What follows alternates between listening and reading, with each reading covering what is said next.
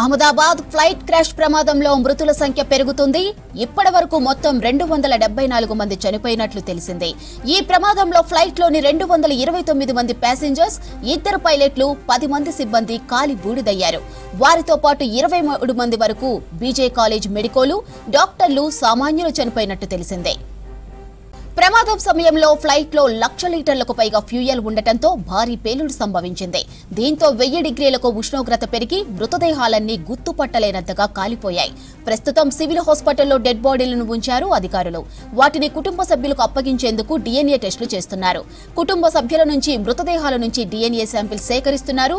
ఇక ఆ report positive వచ్చిన వారికి మృతదేహాలు అప్పగించనున్నారు. అహ్మదాబాద్ ఫ్లైట్ క్రాష్ ప్రమాదంలో మృతుల సంఖ్య పెరుగుతుంది. ఇప్పటివరకు మొత్తం 274 మంది చనిపోయినట్లు తెలిసిందే. ఈ ప్రమాదంలో ఫ్లైట్లోని 229 మంది ప్యాసింజర్స్, 2 పైలట్లు, 10 మంది సిబ్బంది కాలి బూడిదయ్యారు. వారితో పాటు 23 మంది వరకు బీజే కాలేజ్ మెడికోలు, డాక్టర్లు, సామాన్యులు చనిపోయినట్టు తెలిసిందే. ప్రమాదం సమయంలో ఫ్లైట్లో 1,00,000 లీటర్లకు పైగా ఫ్యూయల్ ఉండటంతో భారీ పేలుడు సంభవించింది. దీంతో 1000 డిగ్రీలకు ఉష్ణోగ్రత పెరిగి మృతదేహాలన్నీ గుర్తుపట్టలేనంతగా కాలిపోయాయి. ప్రస్తుతం సివిల్ హాస్పిటల్లో డెడ్ బాడీలను ఉంచారు అధికారులు. వాటిని కుటుంబ సభ్యులకు అప్పగించేందుకు DNA టెస్టులు చేస్తున్నారు. కుటుంబ సభ్యుల నుంచి మృతదేహాల నుంచి DNA శాంపిల్స్ సేకరిస్తున్నారు. ఆ రిపోర్ట్ పాజిటివ్ వచ్చిన వారికి మృతదేహాలు అప్పగించనున్నారు. అహ్మదాబాద్ లో ఫ్లైట్ కూలిన ఘటనపై విచారణ స్పీడప్ చేసింది కేంద్రం. స్నిఫర్ డాగ్స్ తో ఆపరేషన్ కొనసాగుతుంది. ఇక ఈ ప్రమాదంలో ప్రయాణికుల శరీర భాగాలు చెల్లాచెదురుగా పడిపోయాయి. ఇప్పటివరకు 265కు పైగా శవాలను గుర్తించారు. ప్రమాదంపై దర్యాప్తు కోసం సిట్ ఏర్పాటు చేసింది కేంద్రం.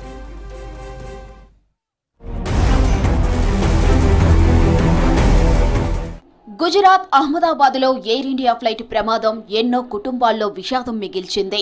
ఇప్పటివరకు 265 మంది శవాలను గుర్తించినట్టు Ahmedabad deputy commissioner of police Kanan Desai చెబుతున్నారు. అయితే మృతుల సంఖ్య ఇంకా పెరిగే అవకాశం ఉందని అంటున్నారు.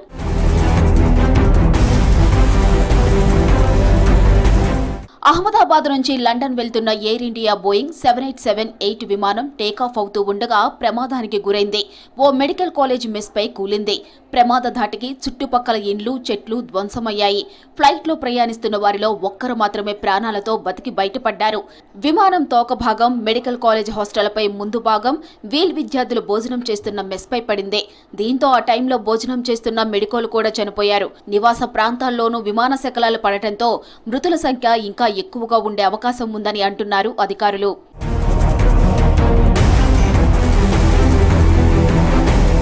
డెడ్ బాడీల జాడలను కనుగొనేందుకు స్నిఫర్ డాగ్ సాయం తీసుకుంటున్నారు అధికారులు. మొత్తం విమానంలో మరణించిన వారితో పాటు నేలపై మృతి చెందిన వారి వివరాలను సేకరించారు. మొత్తం 277 మంది శవాలు దొరికినట్టు పోలీసు ఉన్నతాధికారులు తెలిపారు. అయితే డాగ్ స్క్వాడ్ తో రెస్క్యూ ఆపరేషన్ కొనసాగుతోందని, మృతుల సంఖ్య మరింత పెరిగే అవకాశం ఉందని అంటున్నారు అధికారులు. వాటి సాయంతో కొందరు శరీర భాగాలను గుర్తించినట్టు వివరించారు. మృతదేహాలను చెక్క శవపేటికల్లో పెట్టి ఆసుపత్రి మార్చురీకి తరలించారు. DNA టెస్టు తర్వాత డెడ్ బాడీలను కుటుంబ సభ్యులకు ఇవ్వనున్నారు.